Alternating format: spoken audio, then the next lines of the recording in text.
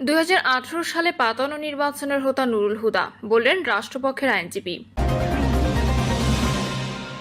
চোরাই গম কেনায় বাংলাদেশি কোম্পানির বিরুদ্ধে নিষেধাজ্ঞা চায় ইউক্রেন। এদিকে ঘর থেকে পিস্তল ককটেল উদ্ধার, বিএনপি নেতা আটক।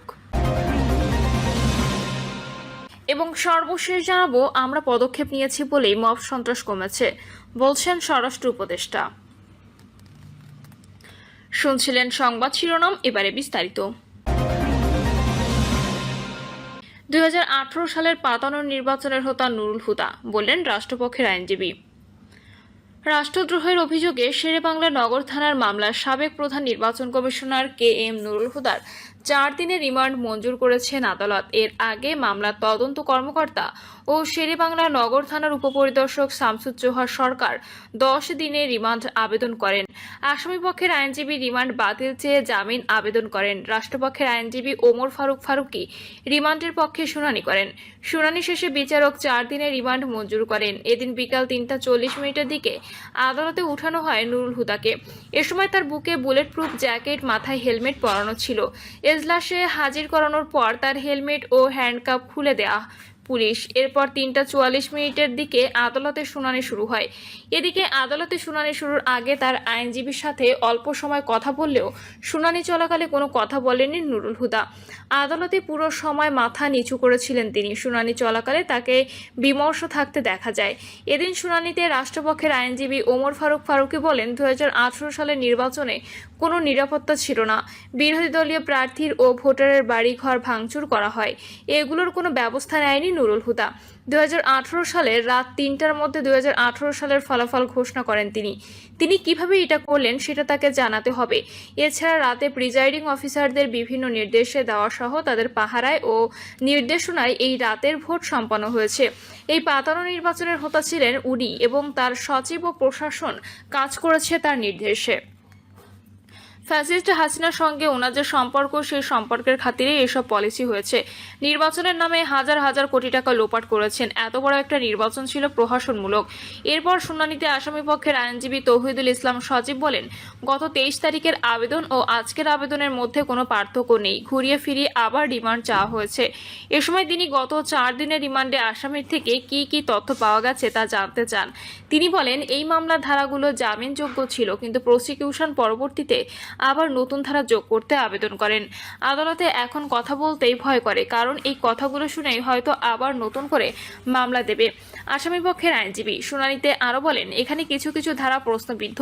ধারা কিভাবে সংশোধন করা হয়? নুরুল হুদার বিরুদ্ধে সুনির্দিষ্ট, সুস্পষ্ট ও দায় সৃষ্টিকারী কোনো ডকুমেন্টস নেই। রিমান্ডের আবেদনে যেসব তথ্যপত্র থাকা প্রয়োজন সেগুলো নেই। নির্বাচন কমিশনে কি কি অনিয়ম হয়েছে এটা তো একজন এসআই তদন্ত করতে পারেন না, তারা শুধু তথ্য চাইতে পারেন। এর উত্তরে পাবলিক প্রসিকিউটর বলেন, আইনও তার তদন্ত চালিয়ে যাবেন, এটা তার কাজ। আদালত এই তদন্তের উপর নির্ভর করে সবকিছু দেখেই সিদ্ধান্ত নেবেন আদালত কি করবেন। নুরুল হুদা রাষ্ট্রের বিরুদ্ধে কাজ করেছেন, সংবিধান লঙ্ঘন করেছেন। এদিন শুনানি শেষে বিকাল 4:42 দিকে বিচারক 4 দিনের রিমান্ড মঞ্জুর করে এজলাস ত্যাগ করেন। এর আগে গত 22 জুন সন্ধ্যায় রাজধানীর উত্তরার 5 নম্বর সেক্টরে নুরুল হুদার বাড়িতে গিয়ে স্থানীয় জনতা তাকে আটক করে পুলিশে সোপর্দ করে। পরদিন আদালতে তোলা হলে তার 4 দিনের রিমান্ড মঞ্জুর করেন ঢাকার CMM আদালত। প্রসঙ্গত, সাবেক সচিব নুরুল হুদা 2017 সালের 15 ফেব্রুয়ারি সিইসি হিসেবে শপথ নিয়েছিলেন। তিনি ছিলেন দেশের দ্বাদশ সিইসি। তার নেতৃত্বাধীন 5 সদস্যের কমিশনের অধীনে 2018 সালের একাদশ সংসদ নির্বাচন সহ স্থানীয় পর্যায়ে সব ভোট হয়। চোরাই গম কেনায় বাংলাদেশি কোম্পানির বিরুদ্ধে নিষেধাজ্ঞা চায় ইউক্রেন। ইউক্রেনের ভূখণ্ড থেকে রাশিয়ার চোরাই গম কেনার বাংলাদেশি কোম্পানির বিরুদ্ধে ইউরোপীয় ইউনিয়নের কাছে নালিশ দিয়েছে দেশটি। যেসব বাংলাদেশি কোম্পানি এসব গম কিনেছে তাদের বিরুদ্ধে নিষেধাজ্ঞা দেওয়ার আহ্বান জানিয়েছে ইউক্রেন। ভারতে নিযুক্ত ইউক্রেনের রাষ্ট্রদূত জানিয়েছেন, বাংলাদেশের পররাষ্ট্র মন্ত্রণালয়ের কাছে তারা এ ব্যাপারে একাধিক চিঠি দিয়েছেন, কিন্তু বাংলাদেশ কোনো জবাব না দেওয়ায় এখন তারা ইউরোপীয় ইউনিয়নের দ্বারস্থ হয়েছেন।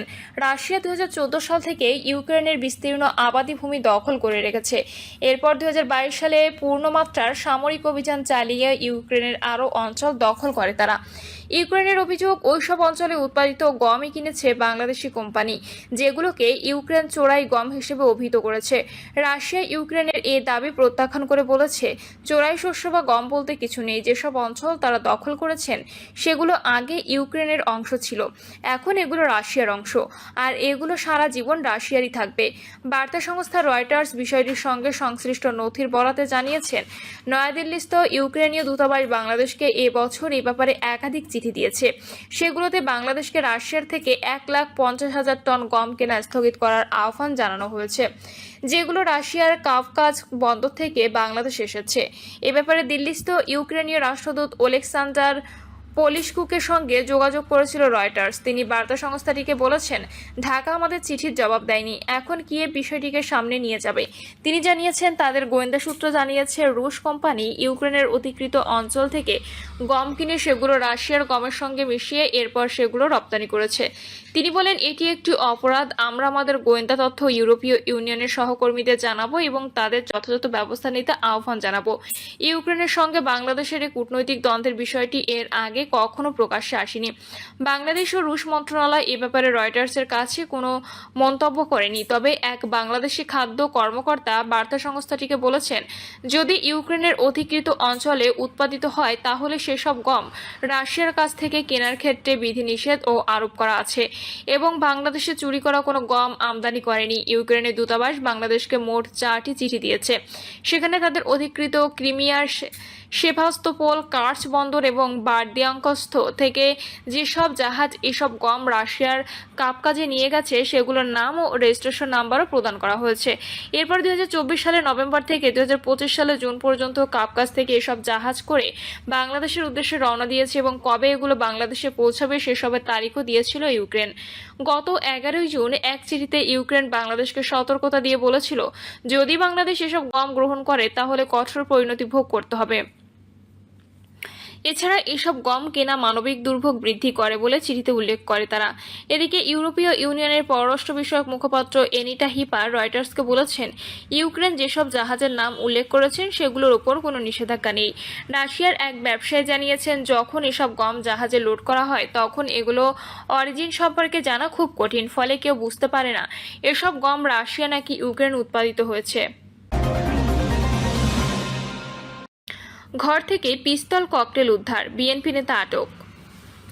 মেহেরপুরের গাংনীর রায়পুর ইউনিয়ন বিএনপির সাধারণ সম্পাদক জাফর আলীর বসতবাড়ির পরিত্যক্ত ঘর থেকে একটি পিস্তল ও 3টি ককটেল উদ্ধার করা হয়েছে। এই ঘটনায় জিজ্ঞাসাবাদের জন্য তাকে আটক করা হয়। জানা গেছে, রায়পুর ইউনিয়ন বিএনপির সাধারণ সম্পাদক জাফর আলীর এলাঙ্গি গ্রামের বাড়িতে ভোরে অভিযান চালায় যৌথ বাহিনী। এর সময় বাড়ির আঙিনা সংলগ্ন পরিত্যক্ত ঘর থেকে একটি বিদেশি পিস্তল, একটি ম্যাগাজিন ও 3টি ককটেল উদ্ধার করা হয়। তাৎক্ষণিকভাবে সন্দেহভাজন হিসেবে জাফর আলীকে আটক করে গাংনী সেনাবাহিনী ক্যাম্পে নিয়ে যাওয়া হয়। পিস্তল ও ককটেলের প্রকৃত মালিকানা যাচাইয়ের জন্য জিজ্ঞাসাবাদ করা হয় তাকে। পরে অধিকতর তদন্ত ও জিজ্ঞাসাবাদের জন্য পিস্তল ও ককটেল সহ জাফর আলীকে গাংনী থানা হেফাজতে নেওয়া হয়েছে। গাংনী থানার ভারপ্রাপ্ত কর্মকর্তা বানি স্টাইল জানান, এ বিষয়ে তদন্ত জিজ্ঞাসাবাদ করা হচ্ছে। তদন্ত শেষ হলে পরবর্তী ব্যবস্থা কী হবে তা জানা যাবে। প্রিয় দর্শক, এই ছিল এখনকার সর্বশেষ সংবাদ। আপডেট সব সংবাদ পেতে চ্যানেলটি সাবস্ক্রাইব করে বেল আইকনটি ক্লিক করে রাখুন।